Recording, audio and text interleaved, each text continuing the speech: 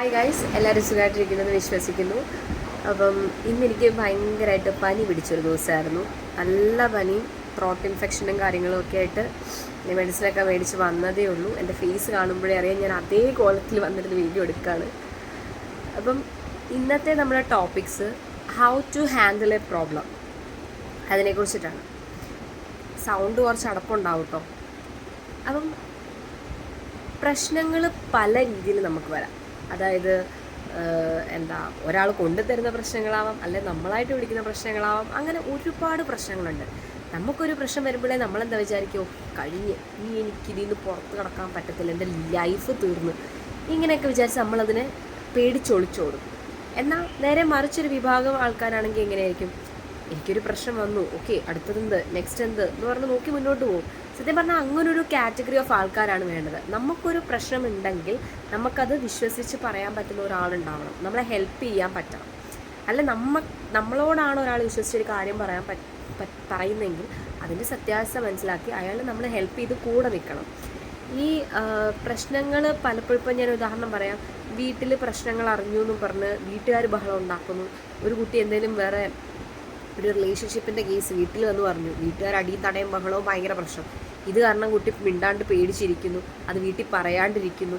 അത് in case പറയാണ്ടത് നാളെ വേറെ ഒളിച്ചോടി പോവുക, അല്ലെങ്കിൽ വേറെ എന്തെങ്കിലും രീതിയിലാവാം, വേറെ അങ്ങനെ ഒരുപാട് പ്രശ്നങ്ങൾ നമ്മൾ കേൾക്കാറുണ്ട്. പക്ഷേ ഈ ഒരു സിറ്റുവേഷനിലാണെങ്കിലോ അത് വീട്ടുകാർ കേട്ടാൽ തീരാവുന്ന പ്രശ്നമേ ഉള്ളൂ. അല്ലെ ആ കുട്ടിക്കൊരു ഉറപ്പ് കൊടുക്കുക, എന്തുണ്ടെങ്കിലും അച്ഛനും അമ്മയും ഇവിടെ ഉണ്ട്, പേടിക്കണ്ട, നമുക്ക് സംസാരിച്ച് തീർക്കാൻ പറ്റാത്തതായിട്ടുള്ള ഒരു വിഷയവും നമ്മുടെ ലൈഫിലില്ല. അതാദ്യം മനസ്സിലാക്കുക. ദെൻ നമുക്ക് നമ്മുടെ പ്രശ്നങ്ങളൊന്നും സത്യം പറഞ്ഞാൽ ഒന്നുമല്ല, വേറെ ആൾക്കാർ ഓരോ കാര്യങ്ങളും കഥകളും ഒക്കെ കേൾക്കുമ്പോഴത്തേനും. അപ്പം നമ്മൾ വിചാരിക്കുമോ, എൻ്റെ ലൈഫിൽ മാത്രമേ ഇങ്ങനെ ഉണ്ടാവത്തുള്ളൂ, എനിക്ക് മാത്രമേ എപ്പോഴും പ്രശ്നങ്ങളും കാര്യങ്ങളും വരാറുള്ളൂ, ഞാൻ മാത്രം എന്താ ഇങ്ങനെ, പറഞ്ഞ പോലെ നല്ല കാലം എനിക്കില്ല, ഇങ്ങനെയൊക്കെ എപ്പോഴും ചിന്തിച്ചിരിക്കുമ്പോഴത്തേനും നമ്മുടെ മൈൻഡ് തന്നെയാണ് ഔട്ടായി പോകുന്നത്. അല്ലെങ്കിൽ നമ്മൾ തന്നെയാണ് പിന്നെയും സങ്കടത്തിലോട്ട് പോണേ. എന്തിനാണ് അതിൻ്റെ ആവശ്യം? നമ്മളെന്തെങ്കിലും സങ്കടപ്പെടുന്നത്? നമുക്കൊരു പ്രശ്നം ഉണ്ടെങ്കിൽ അതിനെ ഫേസ് ചെയ്യുക. പ്രോബ്ലംസ് ഫേസ് ചെയ്താൽ മാത്രമേ ഉള്ളൂ നമ്മൾ കുറേ കൂടെ സ്ട്രോങ് ആവത്തുള്ളൂ. അല്ലാതെ പേടിച്ച് മാറി നിന്നാൽ എത്ര കാലം പേടിച്ച് മാറി നിൽക്കും? ഒരുപാട് പ്രശ്നങ്ങൾ ലൈഫിൽ വരും, എല്ലാത്തിനെയും ഫേസ് ചെയ്യണം. ചിലത് നമുക്ക് ഒരുപാട് സങ്കടങ്ങൾ തരുന്നുണ്ടാവാം, ചിലത് നമ്മളെ കുറച്ചുകൂടെ സ്ട്രോങ് ആക്കുന്നുണ്ടാവാം, ചിലത് നമുക്ക് ഒരുപാട് പാഠങ്ങൾ പഠിപ്പിച്ച് തരുന്നുണ്ടാവാം.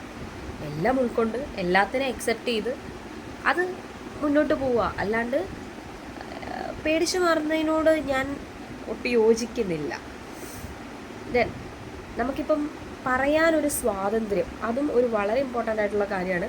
നമുക്കിപ്പോൾ ഒരു ഫ്രണ്ടോ അല്ലെങ്കിൽ ഫാമിലിന്നോ അല്ലെ ബ്രദറോ സിസ്റ്ററോ ആരോ ആയിക്കോട്ടെ, നമുക്കൊരു പ്രശ്നം വന്നാൽ നമുക്ക് പറയാൻ പറ്റണം, എനിക്കിങ്ങനൊരു സംഭവമുണ്ട്, എന്നാ ചെയ്യേണ്ടത്, ഒരു അഡ്വൈസ് ചോദിക്കാനോ അങ്ങനെ ആരെങ്കിലുമൊക്കെ നമ്മുടെ ലൈഫിൽ ഉണ്ടാവണം.